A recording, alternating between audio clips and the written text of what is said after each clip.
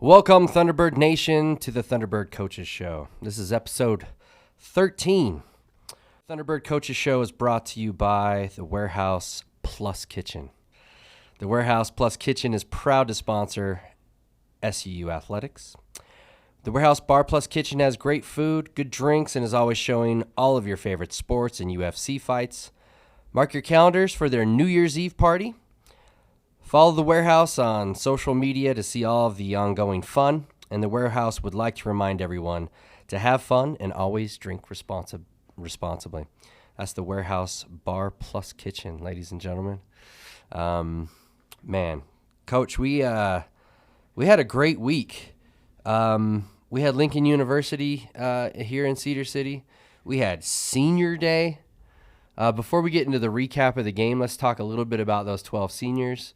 Look, there's 12 guys, and there's a couple transfers that came in, but there's 12 players that were honored. And I was just, I'm not trying to get nostalgic or emotional or anything, but you come in as the new coach. Lots of guys transferred out. Some moved on to other things, but you had some of these guys buy into you. They bought into your staff. They bought into your philosophy. What did it mean to you that some of those guys that could have left stayed and got in the fight with you? Tell us a little bit about those seniors and what they mean to you. Yeah, it means everything to our coaching staff. But we had 12 young men play their last home football game at SUU on Saturday. We're going to miss them.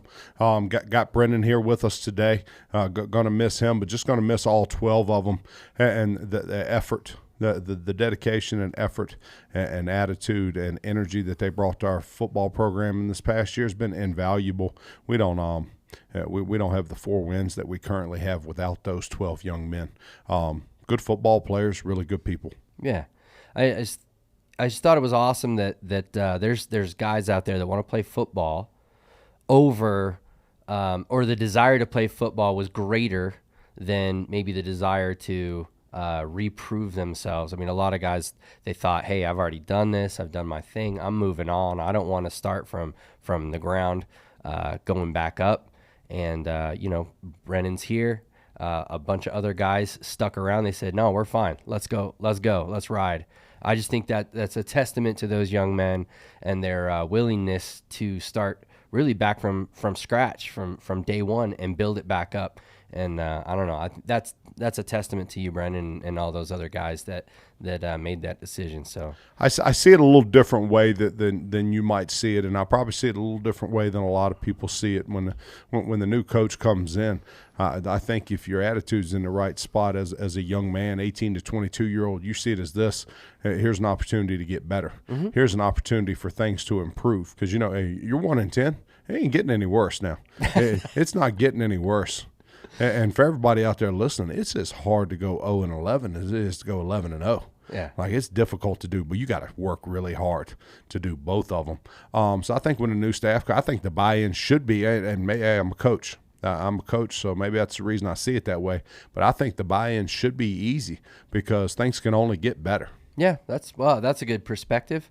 Some people didn't see that way and took off, but the ones that stayed, I'm sure we'll talk to Brennan in just a minute. Just didn't want to go to class. Yeah, maybe didn't want to be accountable. Didn't want right? to go to class. Yeah, accountability and punctuality weren't their thing. Didn't want to go to class. Didn't want to go to study hall. Didn't want to lift weights. Maybe it's just an excuse to move on too. Some guys are just ready to be done, and they're just waiting for the door to open. True. So, well, let's recap Lincoln University. Give us a little scoop of who they were, and give us a little scoop on the game there. Yeah, Division II NCAA football program out of Oakland, California. Had won 2 out of their last 4 games. Had done something pretty impressive the week before and flying across country and beating a solid D2 team after taking a cross-country trip, which doesn't happen very often in college athletics. Maybe the jet lag got to them a little bit, but we got all over them really, really fast. Oh, yeah. Opened the game with 2 defensive touchdowns, and we were stagnant on offense to start the game, but then kind of got it rolling in the second quarter and played well second, third, fourth quarters on offense. But overall, John, had a good day, and it was a good way for us to send our seniors out against a solid football program. And hey, couldn't be happier about the way Saturday went. John, it's really hard to shut someone out. It had been 5 or 6 years since they had a shutout here, but it's really hard to hold someone in college football to 0 points, especially with the way the officiating and the rules and all are. Sure. It's all, how do you say this? It's all predicated towards offenses scoring 40, 50, 60 points a game. Yeah. And for our defense to shut them out, it was impressive and good for our defensive staff, good for our defensive players. We needed something positive to happen in our entire football program, but especially on defense. Yeah. While we're talking about defense, let's highlight some of the defensive players and the defensive plays. Obviously, you said right up opening the opening stance for Lincoln, they fumbled the ball. Aubrey Nelms scoops it, scores. I mean, that was less than a minute into the game. Brennan, you see how this podcast goes. He asked me to highlight some of the defensive players, and then he just starts right down the list. Just getting you started, Coach. Yeah. And then after that, I don't remember any of the rest of them after that. It was such a blur. You stole all my thunder on that one.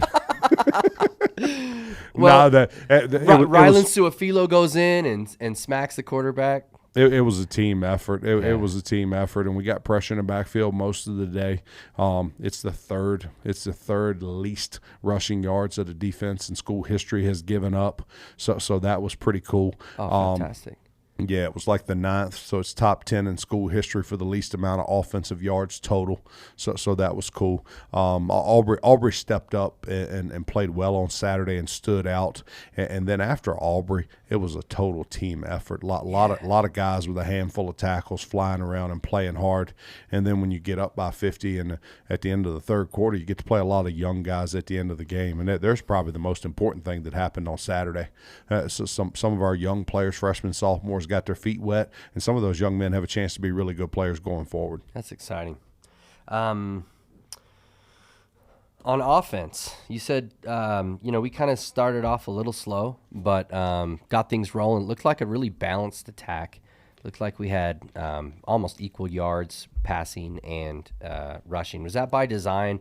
I mean, once you get up a certain amount of points, you don't really want to just throw it all over the yard and maybe go 90 to zip. But was there a point at which you said, hey, let's run the football? Well, you look at the stats, and Justin Miller threw for 85% on Saturday. Oh, yeah. He was really high percentage. And then all he hears from me all this week is his 2 mistakes. He threw the interception on the opening drive, and then on the zone read down on the goal line, he got a little bit selfish.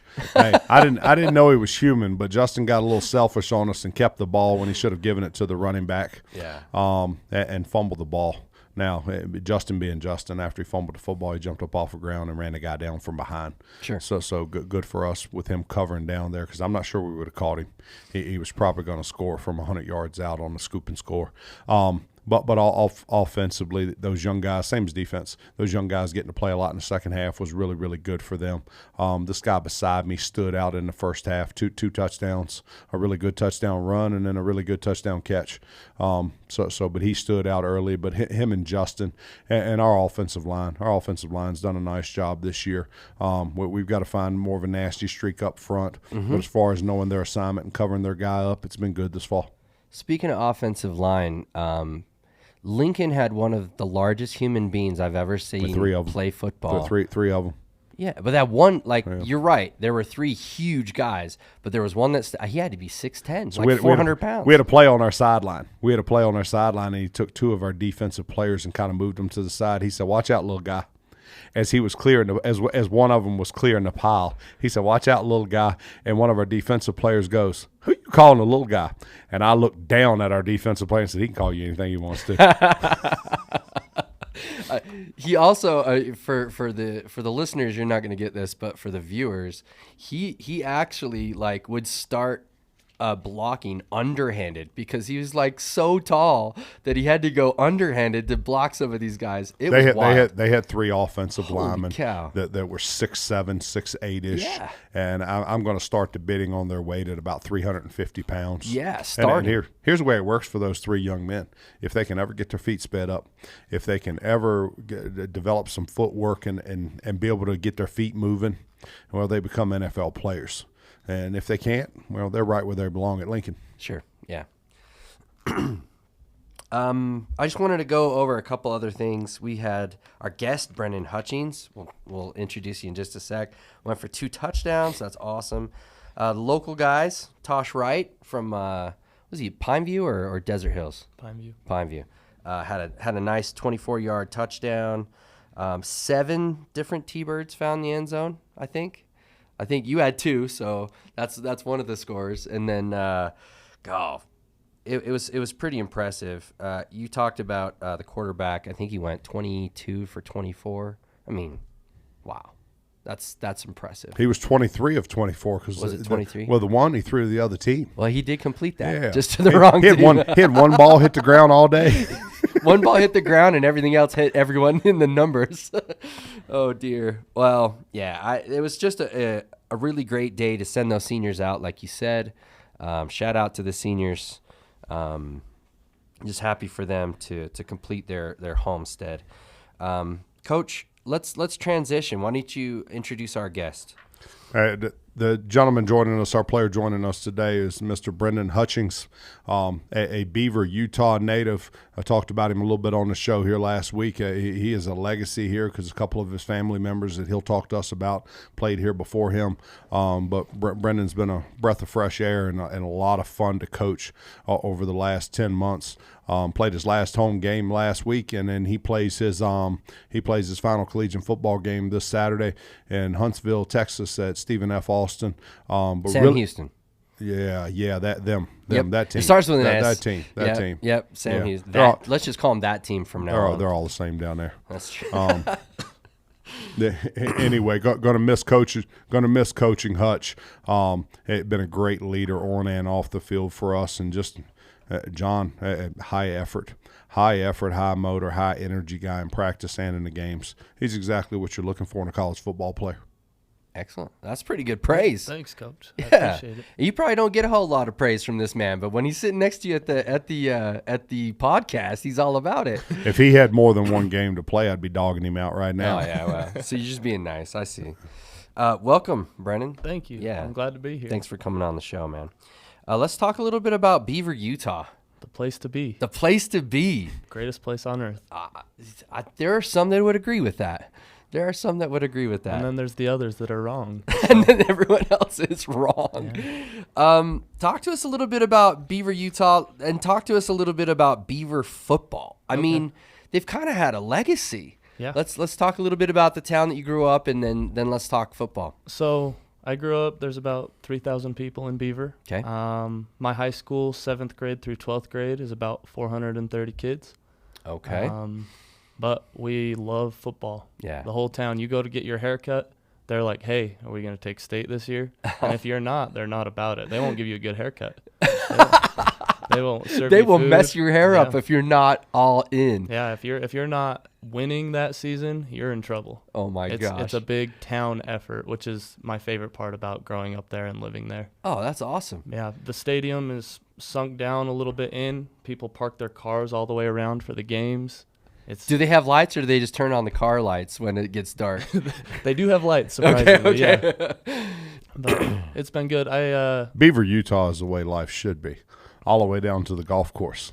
Oh, I love the golf course. It's great. For those y'all out there that haven't played the Beaver golf course, you play all the way around the horse track, and then to get back to the clubhouse, you play through the middle of the horse track. You literally play through the middle of a horse track. That's the first time that I've ever played golf through a horse track. Probably the last time. It's a first for me. Yeah, it's great. Yeah. I've actually just recently picked up golf. I'm loving it. Yeah. I love golf. Well, now it's too cold, but. Yeah, we're not. Yeah. Hey, buddy, we could have a separate golf after podcast. this weekend, it's all you got left. Yeah. That's it. That's true. So give us kind of the inside view of why Beaver football. I mean, we talked about community. We talked about the barber messing up your hair if you're not winning. That's pretty cool. But it's from a coaching standpoint, from a team standpoint, what are some of the the attributes that make up the style of play and the culture there at Beaver? I mean, you talked about community, but what are some specific attributes that they focus on over there on success? So the main motto for years, for maybe over a decade now, has been bleed blue. Bleed blue. And we believe, the culture there is, it's about us. It's not about me. And so everyone does their 1/11th. It's the most pure version of football that I can think of. Okay. Where Selfless. Yeah. And we run triple option, we run a little bit of spread option, but everyone blocks. Everyone, it's not very often that someone is just, lights out doing everything on their own. Right. Everyone's blocking for each other, everyone's playing their butt off for each other. Family, brotherhood. Yeah. It's awesome. It's a place that I wouldn't want to have played anywhere else. Yeah. Because the culture there is family. Yeah. Everyone's a family. I love it. It's great. You grow up, as you're a little kid, you're playing with the same guys you played flag football with as the guys that are on your team your senior year. I saw the Little League football all the way up through the high school. These are guys that exactly where they're going to be at any given time. They've all bought into the system. Right. There are a bunch of blockers that happen. Maybe they'll carry the ball, maybe they'll throw the ball, but they're all pulling for each other. Exactly. That's great. cool. I mean, I can kind of see that same philosophy, threads of that philosophy here with Coach Fitz about getting 1% better every day. Football's family. And I think that's a big reason why I really love the program right now, and I love the culture that's being built, is because it feels like how football should be. Yeah. It feels like home, it feels like somewhere I can fit in. I'm getting the freaking goosebumps over here. He's talking about, like some ready altruistic to play? stuff. You ready to play? In this body, no, but maybe I've never used the 1/11th. But that's really good. Yeah. I probably haven't used it because I don't add and subtract real well. Math's not your numbers. forte. Numbers are not my thing. The 1/11th. I like that. Yeah, that's awesome. Well, you can see it in the way you play, right? I mean, blocking, doing what's required, every single play, executing whatever it is that your job is on that play. I remember the first. Well, not the first, but this season, you had a catch down the sideline in Eastern Kentucky that you grabbed. It was a 50-50 ball. You just wanted it more. You should have been an interception. Yeah, absolutely. I mean, he snaked it from the defender, and I was like, that guy's a football player. Like, that guy wants it. Yeah, so that was the first of many this season that you really impressed me. Let's talk a little bit about so Beavers. We've established that it is like Nirvana. Beaver is like the best place in the world. But let's talk about your experience here at SUU. Sure. You were honored just barely on senior day. How did that feel to you? I mean, you've been here a while. Right. You've seen highs and lows. Right. What was that like to be on the field to be honored on senior day? It was a huge blessing. I have wanted to play at SUU my whole life. My old man played here. My parents met here. I grew up watching SUU football. A lot of guys dream of going to Alabama, Georgia. No, my dream was here. That's awesome. And so to be Can honored we clone like that, him? Can we get a few cloning? Like, can we get the science department on this? We could use a few on both sides of the ball. Amen. Sorry, go ahead. I didn't mean to interrupt that's you. all right. Just Southern Utah. I grew up in Southern Utah. Yeah. So this was the place to be. So to be honored like that was something that was really special to me. I love that. That's awesome, man. That's awesome. So you came to SUU. It was your dream to come here. You got an education here at SUU, right? You were the student part of the student athlete. Give us a little scoop on what your major is, Okay. and what you'll be graduating in, and then tell us a little bit about. We'll go from there, and I'll ask you a couple more questions. So Sure. give us what's your major? So my major is in interdisciplinary studies. Okay. But it's mixing psychology and family life and human development. Family life and human development and psychology. Eventually, I want to go into therapy. Okay. I'm going to try to go for a master's in social work. Yeah. And that's, I've changed majors a few times throughout my career, and I took one specific class that I was like, this is what I want to do for the rest of my life. Game changing. Yeah. What was the name of the class? It was called Family Problems and Solutions. Family Problems and Solutions. It was a FLHD class, and it really helped me see how much the family can impact your outcome. Yeah. And how, as a professional, you can help families and individuals really propel their life into something very successful if you do it at an early stage. So I'm seeing a little pattern here. There's a lot of family. Yeah. When we're talking to Brennon Hutchings, it's about family. It's about your family. It's about the T-Bird family. It's about the Beaver football family, the community. That's awesome. I think that that just to go off what you're saying, the family really is kind of that building block, right? It's I don't know. It's the main part of humanity. It's where it all starts. And if you can get that going, and if you can help people realize the importance and the power that comes from that, you can not only help individuals be better, but then those individuals can go out and help their communities and society as a whole be better. And I tip my cap to you. That's a great endeavor to go help that family unit be strong and understand what that is capable of. So very I'm cool. excited about it. Yeah, that's awesome. So how's that experience? How is graduating from SUU? How is being in the family development and the psychology of that? How is it? What are the tools that it's given you to go out from here now and make a difference in the world? What are a few tools that you've learned in football and in school? Yeah, I've really been, like I said, I've been really blessed to be here. They've set me up for success in my life. Yeah. Both the school and football. Sure. I've learned leadership skills. I've learned how to work with people. I've learned, what you can and can't do when facing trials or, tribulations. Right. And how to uplift people when people are really down. Going 1-10, there's going to be people who are down. Yeah, absolutely. And so I think in those situations, both football and school have really prepared me for my future when those things happen, whether in my profession or my future family or Sure. really any aspect of my life. You know what's cool about this show, Coach? We get on, we talk football, but the reality is a lot of people just see a jersey. They see some stats. They see this guy that runs and he's athletic and it's really cool, or they're big and strong. I like talking to guys like this that just open up and let you know what their worldview is, and you see them as citizens, you see them as human beings. I mean, I'm not trying to get all weepy-eyed, but like, there's some good stuff. I mean, there's more to SUU football, and there's more to SUU than just meets the eye. There's a lot of great things happening, and a lot of great humans coming through.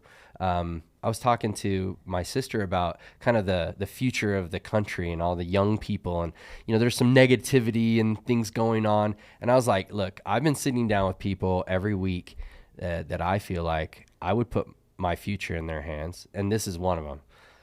It's awesome to see the caliber of students and the caliber of humans that are associated with SU football.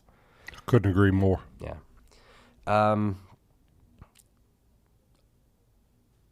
Let's see. Sorry, a little dead space there. Brennan, any shout-outs? Do you have any shout-outs? Brennan, what's your favorite color? Yeah, okay. Yeah, we got to go through the lighthearted stuff If here. you're watching on YouTube, you can tell my favorite color is black. I wear black on black. What's your favorite food? Cheeseburgers. Cheeseburgers. Big fan. No tomatoes. Big fan. Favorite music artist? Favorite 21 Pilots. Okay. Probably my favorite band. Big fan. What type of music is that? It's hard to say. They're all over the place. They've completely run out of music names, that's for sure. Yeah. 21 Pilots. It's kind of like a rock, right? Yeah, it's rock, indie, sometimes rap. They're There you all go. over. It's all the stuff. It's Yeah. all the good stuff. It is. You got to listen to Old Red. I mean, that's a new stuff out there. It's what all the Young Blue and Old Red. Old Red. On game day, it's Metallica yellow. only. Metallica only. Only on game day. Okay. So Sorry How about about the longevity of that group? Oh man. So they were the number 30 one. years, They were the right? number one group when I was in college. Yeah. Yeah, and still everybody's still rocking to that deal. I'd love those paychecks. I mean, forever. Oh, the royalties. Yeah. Yeah, that's absolutely. Good, that's good stuff. God, what about let's talk about highlight some of your favorite teammates. I mean, I know they're all great, and I know you're a family, and I know it's everyone's important, but highlight a couple guys for us. First of all, I always would like to shout out the offensive line. Holla. As a whole unit, Yeah. they're the best. Yeah. They work and work and work. They are what football is about. They are working hard, and they don't get the praise that they deserve.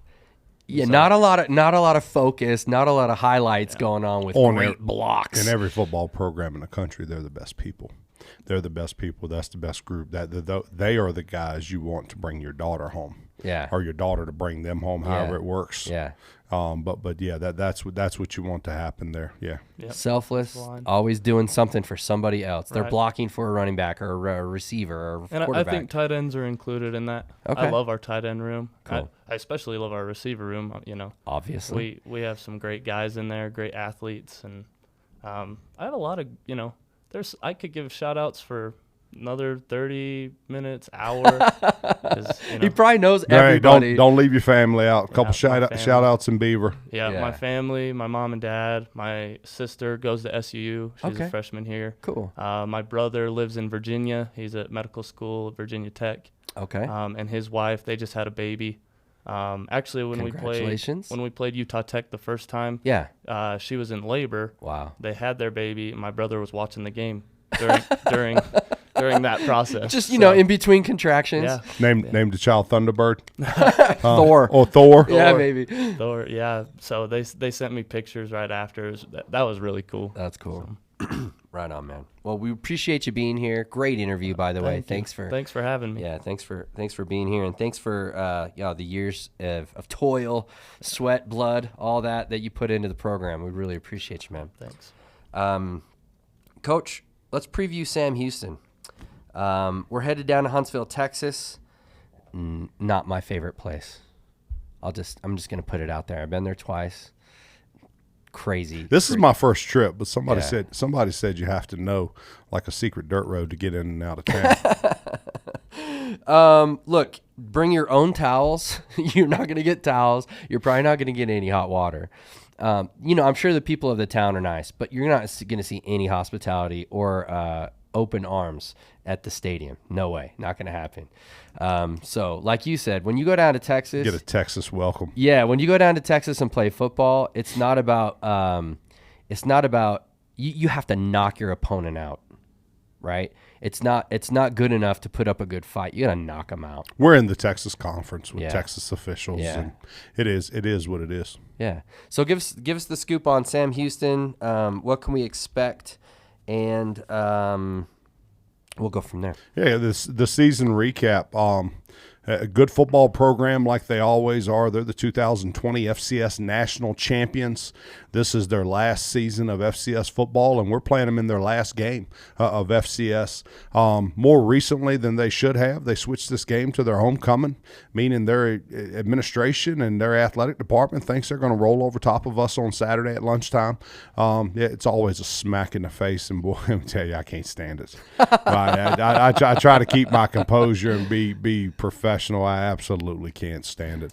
This is our third homecoming on the road this year, which tells you what people think of our football program. Yeah. It's the second most in 27 years. College football as a player and coach, it's the second most that I've ever done on the road. But here, back on Sam Houston.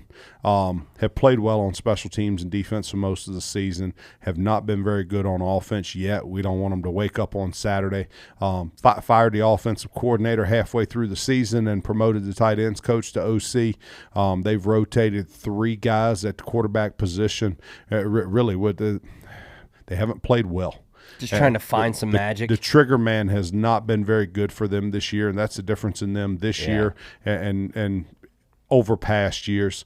Head coach Casey Keeler's won 250 games over a long career, and he was in 3 national title games as a D3 coach. He was in at least 3 national title games as the Delaware head coach, winning one of those, and then he's been in two-ish national title games at Sam Houston, and he's won one of those, so he's got 2 FCS national titles. He knows what's going on. Good football coach, good guy, East Coast guy, Delaware grad, but Casey knows what's going on. He'll have his guys ready to play. It's their last game of the season. Last game FCS, they become FBS. Right. They go D1 after this Saturday. Do you know what conference they're headed to? Conference USA. Okay. And I think their coaching staff and players are both fired up about going there. John, they are a worthy opponent. They're talented players. Run game on offense is good. If the quarterback hits what he's throwing at, they're going to be good in the pass game. They turn around on defense, and they've got some guys running around that are really good football players. And then they're solid. They're solid to really, really good on special teams. Okay, so we got our work cut out for us. It's our last game too. We're making history, right? So we are their not our last FCS game. No. But it's our last game of the season. Last game of the season. Last game of your pilot season here. Lot to prove, lot to play for.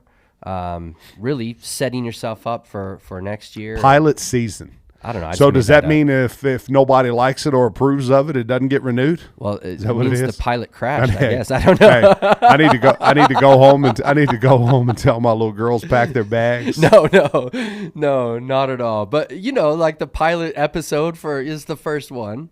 So yeah, and by the way, so we've got 4 wins. That's 3 more than we had last year. Let's recap the season and all next week. Let's don't talk about that mess right now. All right. We have a game to go win. Sure. We have a game to go win, and we're kicking off at 11 a.m. Utah time, 12 p.m. their time. So it's a lunchtime kickoff against a great football program and a great state and a great stadium. And we need to come out and play. Okay. Need to come out and play and be focused. John, the most important thing this week and the most important thing on Saturday morning is that we're the most excited team in the stadium to play football. It'll echo volumes if we are. Love to hear it. Let's just use that as the last word, Coach. Any final shout outs for you? Do I have any shout? Yeah, yes, thoughts and prayers. Thoughts and prayers to the University of Virginia and the UVA football program and the tragedy that happened there last night. And shouldn't have happened. Shouldn't have happened. I'm afraid in our country that nonsense like that is just going to pick up. Don't know what caused it, but to walk in somebody else's place of residence and shoot everybody in a place, heartbreaking. Yeah, heartbreaking. Southern Utah football, all the football programs out there are part of a bigger family. So our hearts go out to our brothers over there in Virginia, and man, that's tough to hear. I didn't hear about that till just before the show, and thoughts and prayers to the university and to the lives, families, families of the lives lost. Yeah. Well, let's just leave it there. It's a solemn thing to think about. Go hug your loved ones. For Brennon Hutchings, Coach Delane Fitzgerald, I'm Jon Smith signing off. Go Thunderbirds.